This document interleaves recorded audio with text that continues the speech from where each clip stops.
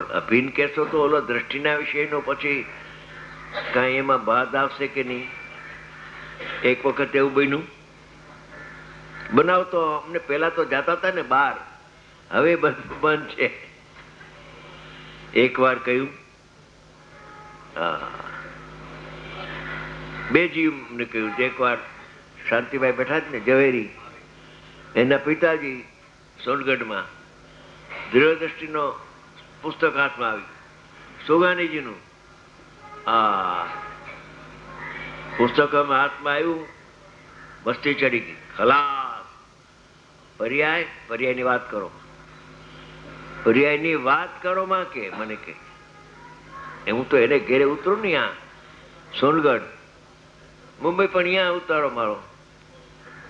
મેં કહ્યું, ચીમનભાઈ આ જરાક સમજવા એ વાત તમને કહું છું, લક્ષમાં રાખજો, વિચાર કરજો કે જ્યાં સુધી જ્ઞાન આત્માની સન્મુખ થઈ અને કથનચિત અભેદ થઈને આનંદ ના આવે ત્યાં સુધી દ્રષ્ટિનો વિષય તમે જાણ્યો જ નથી. દ્રષ્ટિનો વિષય પ્રસિદ્ધ કરે છે જ્ઞેય.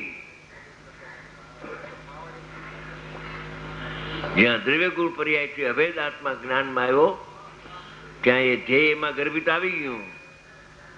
પછી